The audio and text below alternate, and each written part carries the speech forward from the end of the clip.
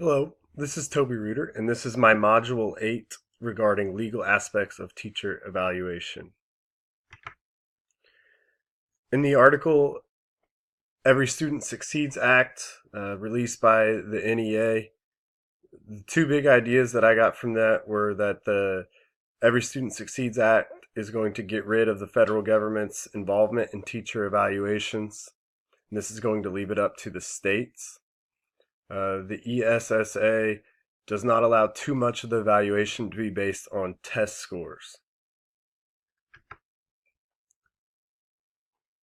The Teacher Evaluation and Issue Overview, written by Stephen Sawchek, describes the basics about teacher evaluation becoming more important recently.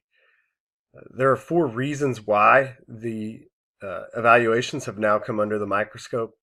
First, there's new research on teacher quality. So we describe and define teacher quality differently now, and that comes from different research throughout education. There's now an interest in boosting teacher effectiveness. So instead of just having it, if you're a teacher, there is a goal to improve teachers' effectiveness and not just rely on having it in quotes. Efforts to redo state laws on evaluation. So there's pressure from different advocacy groups, agencies to change the laws, and the state really wanting to put the pressure on schools and districts to fire or to just get rid of teachers who are performing poorly. So all of those combined have increased how much we pay attention to teacher evaluations. Another thing I took from this article, teacher evaluations remain imperfect. They have become more complex through the years. This can be a positive, but it still needs work. So there's a lot more to it. It's not just a checklist. That's a good thing, as long as that evaluation process is done with integrity and fair and objectively, while still having that constructive part. The court case I chose was the Houston Federation of Teachers versus Houston ISD. It's interesting because theirs isn't the first one with this topic, and teachers are challenging the use of value-added method as part of their evaluation. And their argument is that there are variables that the teacher cannot control that could affect their score. There was an anecdote in this about teachers who had been always scored highly and given awards even for teaching that were put on needs improvement list and an improvement plan.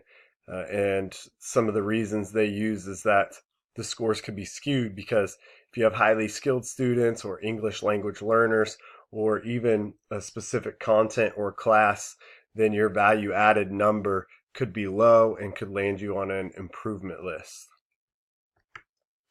In my district, we use the E4E evaluation system, and I just looked at the negotiated agreement, and each evaluation must have a pre-conference followed by 3 20-minute minimum classroom observations. The evaluation is completed with a post-conference. So it's the classic 5-step process. If a teacher feels there is a portion of the evaluation that's unfair, inaccurate, or incomplete, they may formally report a rebuttal no longer than 2 weeks after the post-conference. So in the post-conference, you're asked to sign it if you agree, and if not, then there's a rebuttal process that you can go through that can be heard by the Board of Education. So that's really all I found in my negotiated agreement through my district. In the future, as an administrator, trying to stay legal with all the evaluations, I just want to be consistent and objective to have that fair evaluation, but still provide quality instructional leadership through evaluations.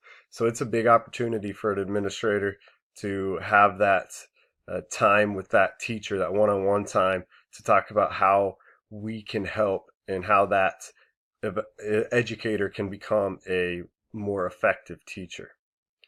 I will follow the negotiated agreement and use the evaluation criteria tool selected by the administrators. At least in my district right now, that's how the criteria tool is selected. The administrators review it once every 2 years, and then they just stick with that. So I'll use that and follow the negotiated agreement and do the best I can there. I believe it is important to have an open dialogue with each teacher being evaluated. They're not always going to agree with the evaluation.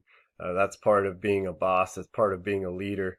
Is they're not always going to agree, but it does need to be presented in a way to make a positive change. So if there's an area that needs improvement, then it's got to be uh, presented with a plan on how we're going to fix that, instead of just saying we're going to have to let you go right that first time. So hopefully it can be positive. Hopefully we can boost that teacher effectiveness through positive, constructive educational leadership.